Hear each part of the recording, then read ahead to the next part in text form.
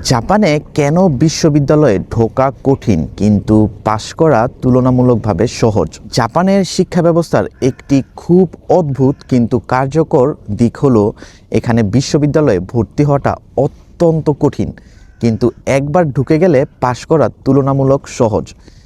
অনেক বিদেশি ছাত্র এই বিষয়টি প্রথমে বুঝতে পারে না এবং ধরে নেয় পড়াশোনা হয়তো খুব হালকা, কিন্তু বাস্তবতা একেবারেই আলাদা। জাপানে বিশ্ববিদ্যালয়ে ভর্তি পরীক্ষা মূলত একটি ফিল্টার সিস্টেম হিসেবে কাজ করে। এই পরীক্ষার মাধ্যমে শুধু একাডেমিক দক্ষতা নয়, বরং মানসিক চাপ সামলানোর ক্ষমতা, ধৈর্য এবং দীর্ঘ সময় লক্ষ্য ধরে রাখার শক্তি যাচাই করা হয়। জাপানি সমাজ বিশ্বাস করে যে ছাত্র এই কঠিন ভর্তি প্রক্রিয়া পার করতে পারে সে ভবিষ্যতে দায়িত্বশীল নাগরিক হতে পারবে। একবার বিশ্ববিদ্যালয়ে ভর্তি হয়ে গেলে শিক্ষার্থীদের উপর অকারণে একাডেমিক চাপ দেওয়া হয় না, কারণ জাপানের ধারণা হলো এই সময়টা শুধু বইয়ের জ্ঞান অর্জনের জন্য নয়, বরং সামাজিক দক্ষতা, নেটওয়ার্ক তৈরি এবং বাস্তব জীবনের প্রস্তুতির জন্য। তাই অনেক বিশ্ববিদ্যালয়ে ক্লাসে উপস্থিতি, গ্রুপ ওয়ার্ক এবং আচরণকে বেশি গুরুত্ব দেওয়া হয়।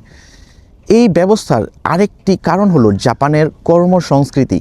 কোম্পানিগুলো ধরে নেয় বিশ্ববিদ্যালয়ে একজন ছাত্রকে পারফেক্ট কর্মী বানাবে না, বরং একটি আপনার বেস তৈরি করবে।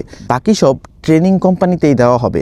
তাই বিশ্ববিদ্যালয়ে অতিরিক্ত ফেল করিয়ে ছাত্রদের মানসিকভাবে ভেঙে ফেলার প্রয়োজন দেখা হয় না। এছাড়াও জাপানে বিশ্ববিদ্যালয়কে জীবনের সবচেয়ে আনন্দের সময় হিসেবে দেখা হয়।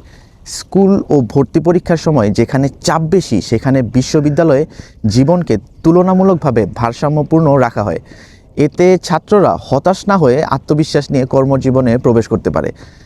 তাই সবশেষে বলা যায় আসলে জাপানের এই হার্ড এন্ট্রি সফট এক্সিট মডেলটি এমনভাবে তৈরি করা হয়েছে যেন সমাজে প্রবেশ করার আগে একজন মানুষ মানসিকভাবে স্থিতিশীল থাকে, যা দীর্ঘমেয়াদে পুরো সমাজের জন্য উপকারী।